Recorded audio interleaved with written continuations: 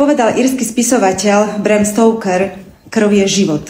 A táto veta vystihuje podstatu toho, čo robíte. Na tom je zhoda už? No, samozrejme, to je politická požiadavka SNS. SNS nepodporí rozpočet a rodičovský dôchodok neostane. Je to dobrá funkčná vec. Vy rozprávate, že či stačí lekárovi 3% nárast, alebo či stačí sestričke 3% nárast. Vy máte aký nárast platov, pán minister? Vy ho máte dvojnásobný, premiér má tiež dvojnásobný. V sebe ordinujete raz také platy a všetkým ostatným ordinujete proste vyťahovanie peňazí z ich peňaženiek. Toto je, občania, slovenská realita. Minister financií berie zdravotným sestrám peniaze. Knihy ako také robili sme si analýzu, knihy sú doménou väčšinou bohatších vrstiev obyvateľstva, takže budú za základnú sadzbu.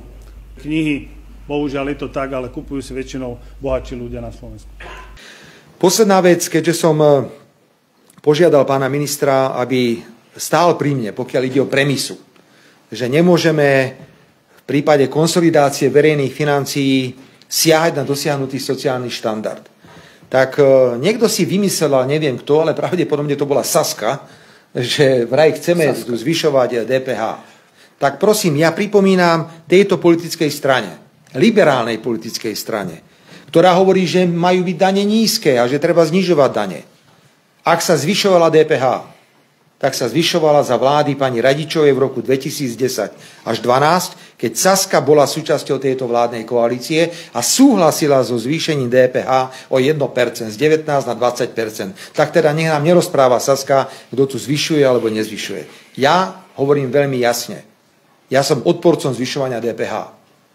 A musíme nájsť, ak máme konsolidovať iné možnosti, ako sa postaviť ku konsolidácii verejných financií, tak prepáčte za expresívny výraz, poprosím kolegov, aj v Progresívnom Slovensku, vrátane pána Odora, ktorý za nich kandiduje, aj v Saske, aby držali hubu.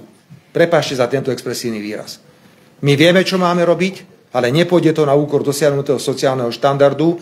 Myslím, že máme mnohé možnosti, ako sa postaviť k týmto témam čelom. Vieme, že verejné financie treba ozdravovať, ale pod ozdravovaním verejných financií nerozumiem, že budeme krágolovať ľudí a ich rezať do krku. Ja hovorím veľmi jasne. Ja som odporcom zvyšovania DPH. Zavádzame základnú sadzbu DPH na 23%. Ale ľudia potrebujú, aby im štát nebral polovicu z výplaty. To je celé. DPH je najasociálnejšia daň.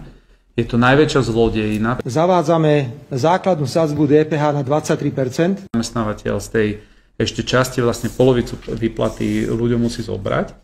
A potom s týmito peniazmi zarobenými, zdanenými si ľudia idú kúpiť rohlíky, idú si kúpiť jedlo, idú deťom zaplatiť svietenie, elektrínu a štát im zoberie ďalších 20% skúpy schopností cez DPH. Čapice hore, Slovensko dole.